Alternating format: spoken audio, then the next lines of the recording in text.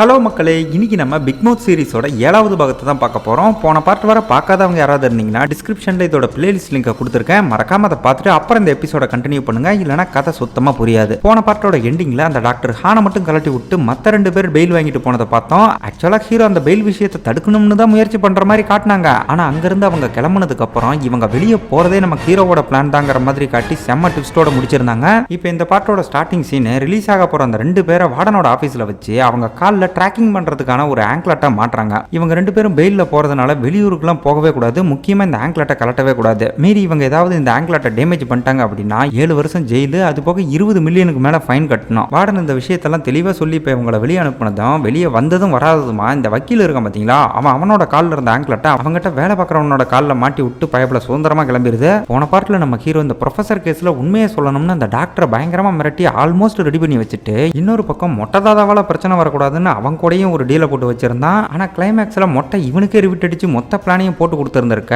அவங்க ரொம்ப விவரமா டாக்டர் ஹானை மட்டும் கழட்டி விட்டு போயிருந்தாங்க. இப்ப ஹீரோ அதெல்லாம் மைண்ட்ல ஓட்டிக்கிட்டு மொட்டை தாதாவோட பாதுகாப்புல இருக்கிற அந்த ஹானை பார்த்துக்கிட்டு இருக்கும்போது வார்டன் ஏதோ அவசரமா கிளம்பி வெளியே போவான் போல. போறதுக்கு முன்னாடி அந்த ஜூனியர் வார்டனை கூப்பிட்டு நான் இல்லாதப்ப அந்த ஹானுக்கு ஹீரோவால எந்த பிரச்சனையும் வரக்கூடாதுன்னு சொல்லிட்டு போறான். அவன் அப்படி போன அடுத்த செகண்ட் மொட்டை தாதா ஆளுங்களோட அந்த ஹானை எங்கேயோ தள்ளிட்டு போக ஒரு பக்கம் வார்டன் வெளியே கிளம்புறது, இன்னொரு பக்கம் இவங்க ஹானை தள்ளிட்டு போறதெல்லாம் பாக்குறப்ப ஹீரோக்கு ஏதோ தப்பா தோணுது. இந்த பக்கம் அவங்க ஹானை பிரேயர் ஹாலுக்கு கூட்டிட்டு வந்ததும் யோ மொட்டை உனக்கே என்னை பத்தி தெரியும்ல, நான் உங்களுக்கு துரோகம் பண்ண நினைப்பேனா, இந்த மிஸ் அண்டர்ஸ்டாண்டிங்கை நீ தான் காங் கிட்ட பேசி புரிய வைக்கணும்னு இவன் பயங்கரமா கெஞ்சிக்கிட்டு இருக்கும்போது மொட்டை இவன் சொல்ற எதையுமே கொஞ்சம் கூட கண்டுக்கிற மாதிரியே இல்ல. அப்ப அந்த இடத்துக்கு வந்த ஜூனியர் வார்டன் நீங்க சொன்ன மாதிரியே இன்னும் கொஞ்ச நேரத்துக்கு இந்த ஏரியாவோட கேமராலாம் ஆஃப்ல இருக்கும்னு சொல்லிட்டு போனதும் டாக்டர் ஒரு சேர்ல உட்கார வச்சு அசையவே முடியாத மாதிரி டேப் எல்லாம் சுத்தி வகையா லாக் பண்றாங்க. இதெல்லாம் பார்த்துட்டு யோ என்ன பண்ண போறீங்கன்னு அவன் ஒரு பக்கம் பதறும்போது இங்க பாரு என்ன ஒன்னும் தப்பா நினைக்காத, நான் காங் சொன்ன மாதிரி தான் பண்ண போறேன்னு சொல்லி அவன் கையில ஒரு ராடை கொடுத்து இவனை ஒரே அடியில போட்டு தள்ள சொல்ல அவனும் டாக்டரை கொல்றதுக்காக ராடை வாங்க போற அந்த சமயம் நம்ம ஹீரோ ஆளுங்களோட வந்து ஒழுங்கா அவனை விட சொல்லி மொட்டையை வான் பண்றான். இப்ப இங்க நடக்கிற எல்லாத்தையும் ஜூனியர் வார்டன் ஆபீஸ் ரூம்ல உட்காந்து லைவா வேடிக்கை பார்த்துக்கிட்டு இருக்க. இங்க மொட்டை அவனை விட முடியாதுன்னு முடிவா சொன்னதும் ஹீரோ ஆளுங்களுக்கும் அவன் ஆளுங்களுக்கும் பயங்கரமா சண்டை நடக்குது. 2 கேங்கும் மாறி மாறி அடிச்சுக்கும் போது நடுவுல இந்த டாக்டர் ஒரு பக்கம் சேரோட கவுந்து உசுருக்கு பயந்து பயங்கரமா போராடிக்கிட்டு இருக்க. இவன் மேலேயே உருண்டு பிறண்டு காட்டுத்தனமா அடிச்சுக்கிறாங்க. இப்ப அந்த பக்கம் இந்த கலவரத்தெல்லாம் லைவா பார்த்துக்கிட்டு இருந்த ஜூனியர் வார்டன் கொஞ்சம் டைம் கொடுத்துட்டு அதுக்கப்புறம் இந்த சண்டையை தடுக்க கிளம்புற மாதிரி காட்ட அடுத்த சீன் இந்த டாக்டர் நம்ம ஹீரோவோட பாதுகாப்புல ரொம்ப சேஃபா உட்காந்துருக்கான். இவன் பண்ண இந்த உதவிக்கு தலைமை என்ன கேட்டாலும் பண்றங்கிற மாதிரி இந்த டாக்டர் இப்ப வாய விடுறப்ப பொசுக்குன்னு நம்ம ஹீரோ அந்த ப்ரொஃபஸரோட பேப்பர்ல அப்படி என்னதான் இருக்குன்னு கேட்டதும் அடுத்த கணமே பதில் பேச முடியாம ஆள் அப்படியே வாயடிச்சு போறான். இப்ப காங்கோட பிளான் படி இவனை கொன்னுட்டாங்க அப்படின்னா ப்ரொஃபஸரோட கொலைப்பழியை மொத்தமா இவன் மேல போட்டுட்டு அந்த பக்கம் அவங்க எல்லாம் எஸ்கேப் ஆயிருவாங்க. சோ இந்த விஷயத்தை நம்ம ஹீரோ இவங்க கிட்ட தெளிவா சொல்லி இன்னமும் எதுக்காக நீ அவங்களுக்கு விசுவாசமா இருக்குன்னு கேட்கும்போது இந்த மாங்க இந்த விஷயத்தை எந்த ஆங்கிள் யோசிக்கிறான் அப்படின்னா மொட்டை இவனை கொன்னுட்டா அந்த பழி ஆட்டோமேட்டிக்கா யார் மேல போடுவாங்க, நம்ம ஹீரோ மேல தானே போடுவாங்க. சோ இந்த குளம்பழி தான் மேல வந்துடக்கூடாதுங்கிற காரணத்துக்காக தான் ஹீரோ இவனை காப்பாத்தி இருக்கிறதா இந்த கூமுட்டை யோசிக்கிறான். ஆனா நம்ம ஹீரோ அதை பத்திலாம் எனக்கு எந்த கவலையும் இல்ல, இப்ப நான் விட்டுட்டு போனா கூட அடுத்த நாள் காலையில நீ தான் பணமா கிடப்பன்ற மாதிரி சொல்றப்ப ப்ரொஃபஸரோட பேப்பர் விஷயத்துல காங்கை விட எவனோ ஒரு பெரிய ஆள் இன்வால்வ் ஆயிருப்பான் போல, தயவு செஞ்சு அதை தவிர வேற எந்த விஷயம் வேணாலும் கேளு, நீயும் அந்த பேப்பரை தேடாதங்கிற மாதிரி ஆள் மரண பீதி ஆகிறான். இவன் பயப்படுற அளவுக்கு அந்த பேப்பர்ல என்ன இருக்குன்ற விஷயத்தை இப்ப வர சஸ்பென்ஸாவே வச்சிருக்காங்க. ஆனா காங்கை விட பெரிய ஆள் ஒருத்தன் இன்வால்வ் ஆயிருக்கான்னு இவன் வார்த்தை விட்டான் பாத்தீங்களா, அதை பிடிச்சிக்கிட்டு அவன் யாரு என்ன இவன் விசாரிக்கும் போது இதுக்கு மேல அதை பத்தி எதுவுமே பேச மாட்டாங்கிற மாதிரி ஆள் ரொம்ப பிடிவாதமா இருக்க.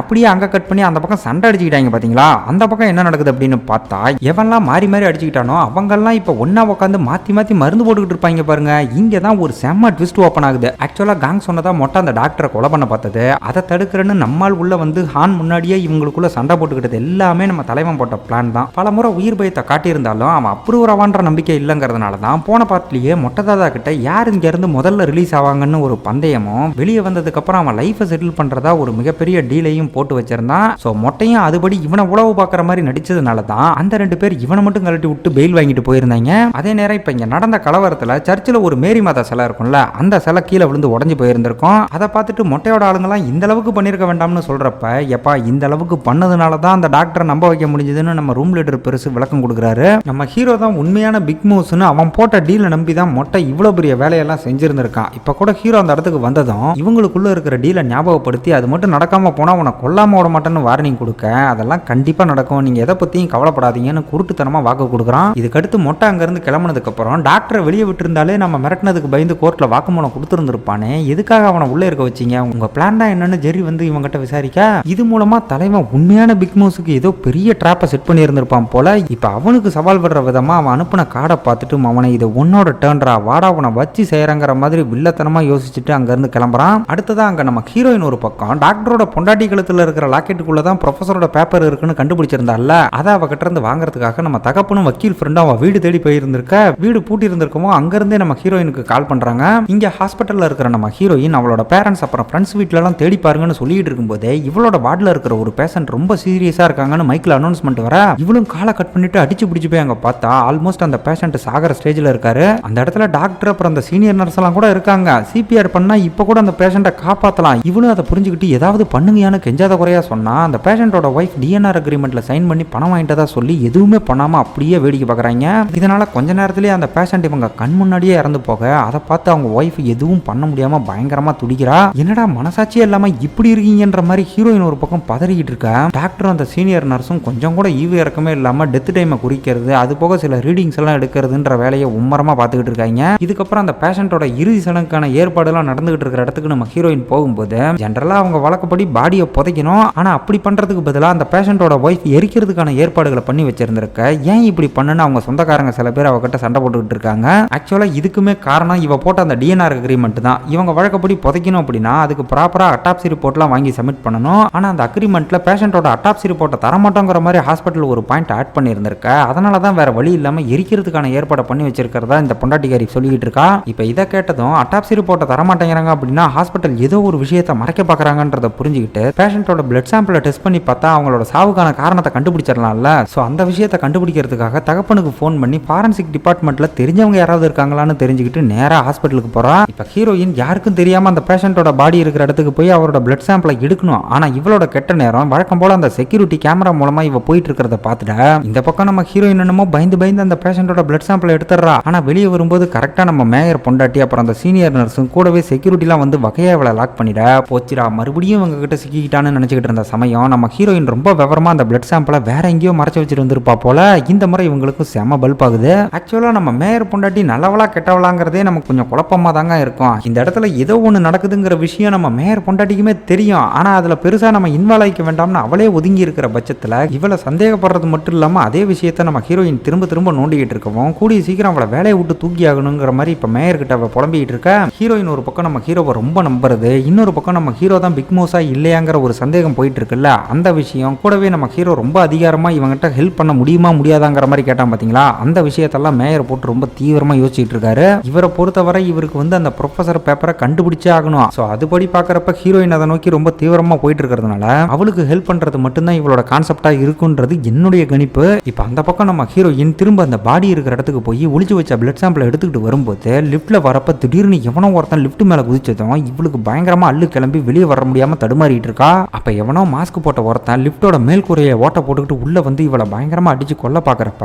கரெக்டா லிப்ட் ஒரு ஃப்ளோர்ல ஓபன் ஆகும்போது அந்த இடத்துக்கு நம்ம மேயர் வந்து கன் மாதிரி நிக்கிறாரு. இப்ப அந்த மாஸ்க் போட்டவன் சடனா இவரை அட்டாக் பண்ண பார்க்கும்போது இதுக்கு முன்ன அந்த காங்கா போட்டு எப்படிலாம் பிறந்திருக்காருன்னு நம்ம பார்த்திருக்கோம்ல. சோ அசால்ட்டா இவனையும் அடிச்சு ஓட விட்டு நம்ம ஹீரோயினை தரமா காப்பாத்திடுறாரு. இதுக்கப்புறம் நடந்த விஷயத்தெல்லாம் சொல்லி அந்த பிளட் சாம்பிளை காட்டும்போது இவரோட சிபாரிசை வச்சு ஃபாரன்சிக் டிபார்ட்மெண்ட்ல அதை டெஸ்ட் பண்றதுக்கு கொடுத்துட்டா. இதோட ரிசல்ட் மூலமா ப்ரொஃபஸரோட பேப்பரை பத்தி ஏதாவது தெரிய வருமான்ற மாதிரி நம்ம மேயர் ரொம்ப ஆர்வமா கேட்கிறாரு. அதுக்கு நம்ம ஹீரோயின் அதை பத்தி க்ளூ கிடைக்குமான்னு தெரியல. ஆனா இறந்து போன அந்த பேஷண்டோட மரணத்துக்கான உண்மையான காரணம் தெரிய வரும்னு சொல்லும்போது மேயரும் சரி வெயிட் பண்ணி பார்க்கலாம்னு சொல்லிட்டு அங்க இருந்து கிளம்ப காப்பாத்தினதுக்கு மனசார நம்ம ஹீரோயின் அவருக்கு நன்றி சொல்றா. இப்ப அடுத்ததா அந்த பக்கம் ஜெயில என்ன நடக்குதுன்னு பார்க்கும்போது வெளியே போயிருந்த வார்டன் திரும்ப வந்து இங்க நடந்த கலவரத்தெல்லாம் தெரிஞ்சுக்கிட்டு செம்ம காண்டுல இருக்கா. சண்டைக்கு நடுவுல அந்த ஹானை நம்ப வைக்கிறதுக்காக இங்க இருந்த மேரி மாதா சிலையை உடைச்சு வச்சிருந்தாங்கல்ல. அதுக்கு பதிலா இப்போ இங்க ஒரு புது சிலை வந்திருக்கு. இந்த சிலையை பாக்குறப்ப முன்ன இருந்ததை விட ரொம்ப காஸ்ட்லியான சிலை மாதிரி தெரியுது. இதை வந்து யாரோ ஜெயிலுக்காக டொனேட் பண்ணிருக்காங்கன்னு இங்க இருந்த ஜூனியர் வார்டன் சொல்றப்ப அந்த சிலையோட ரேட்டை விட டபுள் மடங்கு பணத்தை இங்க பிரச்சனை பண்ண எல்லார்கிட்டையும் வசூல் பண்ணணும்னு வார்டன் சொல்லிட்டு இருக்கும்போது அதுக்கு எந்த அவசியமும் இல்ல, இதுக்கான முழு பணத்தையும் நானே பே பண்றேன்னு சொல்லிட்டு நம்ம ஹீரோ வந்து நிக்கிறான். இதுக்கு முன்ன அந்த பெயில் விஷயத்தை தடுக்கிறதுக்காக ஹீரோ பிக் மவுஸ் கிட்ட ஹெல்ப் கேட்டப்ப இதை நீ தனியா தான் செஞ்சாகணும்னு சொல்ற விதமா அவங்க கிட்ட இருந்து ஒரு கார்டு வந்துச்சு பாத்தீங்களா.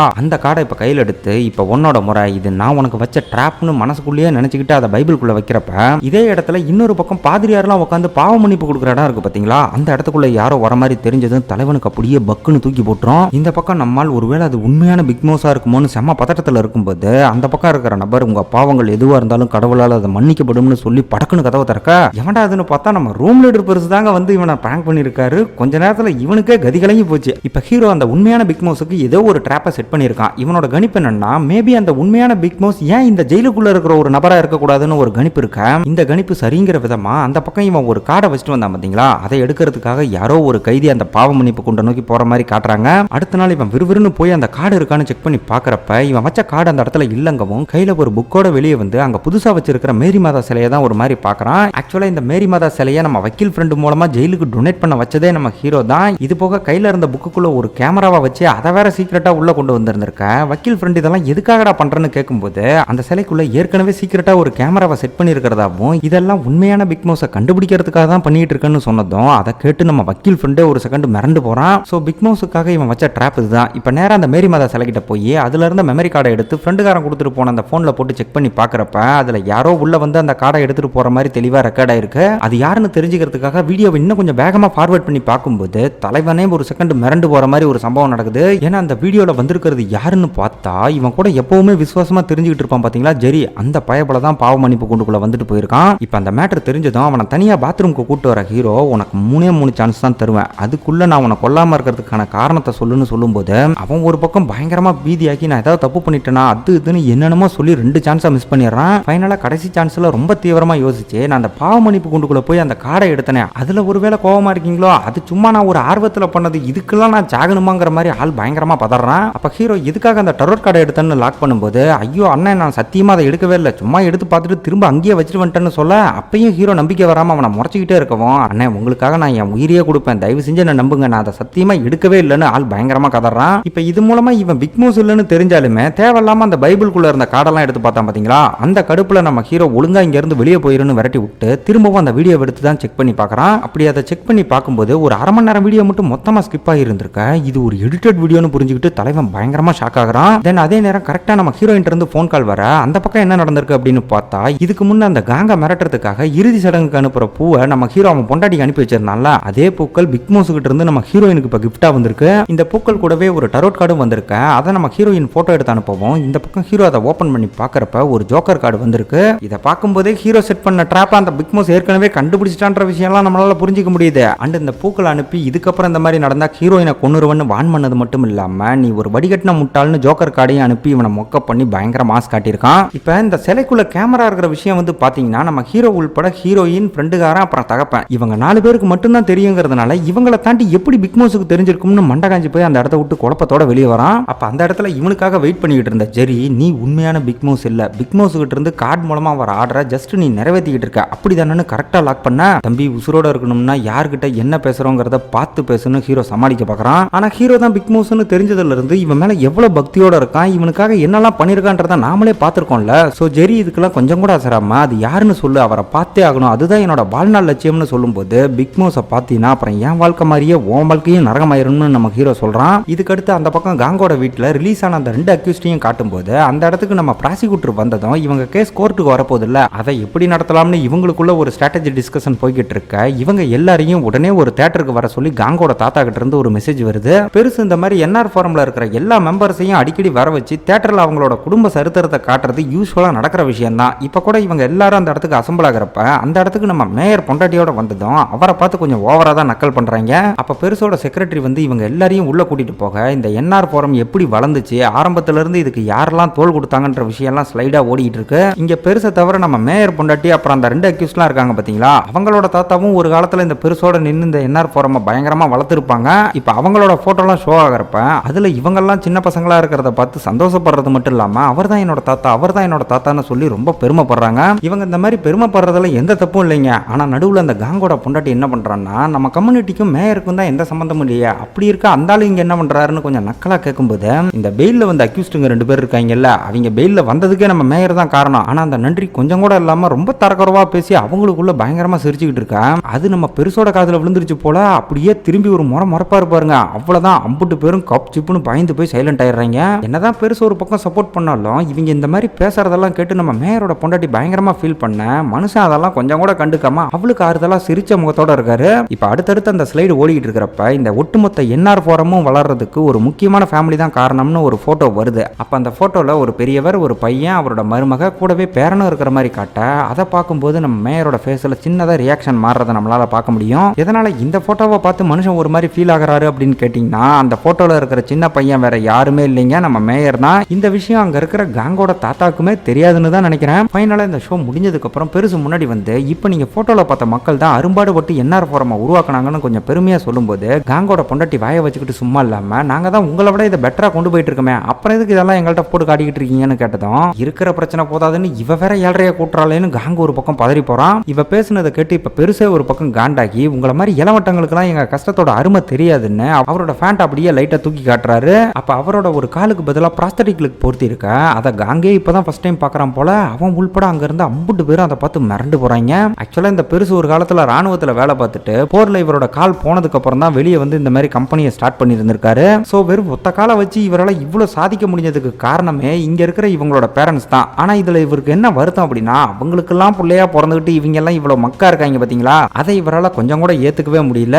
அவங்க எல்லாம் உழைப்ப நம்பினாங்க, ஆனா இதுங்க என்ன பண்ணுது, அடுத்தவன் குடியை கெடுத்து வளரணும்னு பாத்துக்கிட்டு இருக்குங்களா. சோ அந்த விஷயத்தை மாத்தணுங்கிறதுக்காக அடிக்கடி இந்த வீடியோவை பார்த்தாவது திருந்துவாங்கன்னு தான் அப்பப்ப இதை போட்டு காட்டிக்கிட்டு இருக்கிறதா சொல்லி அத்தனை பேரையும் மொக்க பண்றாரு. இவருக்கு என்னன்னா, இந்த ஒட்டுமொத்த சாம்ராஜ்யத்தையும் கட்டி காப்பாத்துற அளவுக்கு பொறுப்பு இதுல ஒருத்தனுக்காவது வந்துடும், அவங்கிட்ட பொறுப்பை கொடுத்துட்டு உசுர விட்டுறலாம்னு தான் பெருசு உசுர கையில பிடிச்சிக்கிட்டு இருக்கு. ஆனா இங்க இருக்கிற மூஞ்சிங்கல்ல அதுக்கான தகுதி நம்ம மேயருக்கு மட்டும்தான் இருக்கே தவிர மத்த எந்த முகரக்கட்டையுமே தேடுற மாதிரி எனக்கு தோணல. இப்ப பெருசுமே இந்த விஷயத்தை இன்டைரக்டா சொல்ற விதமா நம்ம மேயர் பொண்டாட்டியை பார்த்து கண்ணை காட்டினதும், நம்ம மேயரே முன்னாடி வந்து இவரோட வீழ்ச்சாரை தள்ளிட்டு போறாரு. தன்னோட சொந்த பேரன் காங்கியே பக்கத்துல விடாம பெருசு மேயருக்கு இந்த அங்கீகாரம் கொடுக்கறதெல்லாம் பார்த்து மத்தவங்க எல்லாம் என்ன சொல்றாங்க அப்படின்னா, இந்த பிக் மவுஸ் கிட்ட ஒரு 100 பில்லியனை பறி கொடுத்தான் பாத்தீங்களா, அதனாலதான் பெருசு இவனை சுத்தமா மதிக்கிறது இல்லைன்னு பயங்கரமா கொளுத்தி போட, இது நம்ம மேயர் மேலையும் ஹீரோ மேலையும் இவனுக்கு இருக்கிற பகையை இன்னும் அதிகப்படுத்துது. இந்த என்ஆர் ஃபோரம் கம்யூனிட்டியில மேயருக்குமே ஒரு முக்கியமான பார்ட் இருந்தும் ஏன் அதை வெளியே காட்டிக்காம இருக்காருன்னு தெரியல. இப்ப கூட வீட்டுக்கு வந்து பிரேம்ல காட்டினாங்க பாத்தீங்களா, அந்த போட்டோவை இங்க ரகசியமா வச்சிருந்திருப்பாரு போல. அதை எடுத்து பார்த்து இவர் இங்க ஃபீல் பண்ணிட்டு இருக்க,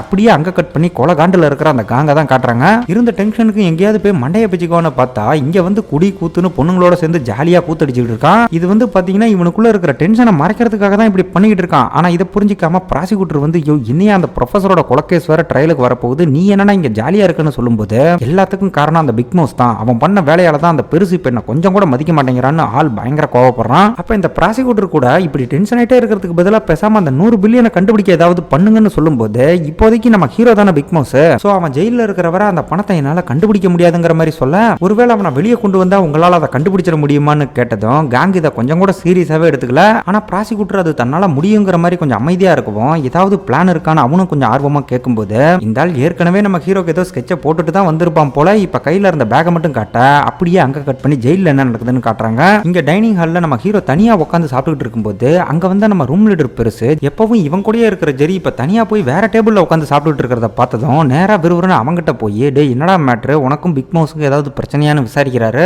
நம்மால் பிக் மவுஸ் இல்லைன்னு தெரிஞ்சுதான் அவனுக்கு சர்வீஸ் பண்ணக்கூடாதுன்னு இவன் இப்படி ஒதுங்கி இருக்கான். பட் அதே நேரம் இந்த விஷயத்தை வெளியே சொல்லவும் மனசு வராம, அவனுக்கு வேலை செய்யறதா என்னோட வேலையாங்கிற மாதிரி பெருசுகிட்ட டென்ஷன் ஆக, அந்நேரம் ஒரு கார்டு வந்து இவனை பார்க்க விசிட்டர் வந்திருக்கிறதா சொன்னதும், இதுவரை யாருமே இவனை வந்து பார்த்ததில்ல. இப்ப இந்த விஷயத்தை கேட்டதும் ஆள் ரொம்ப சந்தோஷப்பட்டு யார் வந்திருப்பாங்கன்னு ரொம்ப ஆர்வமா போய் பார்க்கும்போது, அங்க இவனை பார்க்கறதுக்காக இவனோட சிஸ்டர் வந்திருக்க. அவளை பார்த்ததும் இவன் சந்தோஷத்துக்கு அளவே இல்ல. பாட்டி எப்படி இருக்காங்க, நீ எப்படி இருக்க, என்ன பண்ணிட்டு இருக்கன்னு படபடன்னு அப்படியே புரிஞ்சு தள்ளுறான். பேச்சுவாக்கில் இவன் தங்கச்சி இந்த மாதிரி நான் மேல் படிப்பெல்லாம் படிக்க போறேன்னு கொஞ்சம் எக்ஸைட்மெண்டோட சொல்லும்போது, இதுக்கெல்லாம் நிறைய செலவாகுமே, பணத்துக்கு என்ன பண்ண போறேன்னு இவன் கொஞ்சம் சந்தேகத்தோட கேட்க, ஒரு நல்ல மனுஷன் தானா முன் வந்து எனக்கு ஸ்பான்சர் பண்ண போறதா சொன்னாருன்னு சொன்னதும், யாருமா அந்த பெரிய மனுஷன், எனக்கே அவரை பார்க்கணும் போல இருக்குன்னு கொஞ்சம் ஆர்வமா கேட்கறான். அப்ப அந்த இடத்துக்கு இந்த காங்கு பயபல கொஞ்சம் வில்லத்தனத்தோட என்ட்ரி கொடுக்க, இந்த ஜெரி வேற ஏற்கனவே நம்ம ஹீரோ பிக் மவுஸ் இல்லைன்னு தெரிஞ்சு கடுப்புல இருக்கானா, சோ இவனை வச்சு தான் நம்மால தூக்க போறாங்கன்னு தெளிவா புரிஞ்சுக்க முடியுது. இப்ப அடுத்த சீனே இந்த ஜெரி கையில ஒரு கூல்ட்ரிங்க் கிட்டோட அவங்க செல்லுக்கு போகும்போது, இவனை பாக்குற நம்ம ரூம் லீடர் பெருசு என்னப்பா உன்னை வேற ஜெயிலுக்கு மாத்த போறாங்களான்னு கொஞ்சம் பதட்டத்தோட விசாரிக்க, அதெல்லாம் ஒண்ணும் இல்ல, என் தங்கச்சி லாயரோட வந்திருந்தா, நான் கூடிய சீக்கிரம் ரிலீஸ் ஆக போறேன்னு கொஞ்சம் சந்தோஷத்தோட சொன்னதும், அதை கேட்டு மத்தவங்களுமே ரொம்ப சந்தோஷப்படுறாங்க.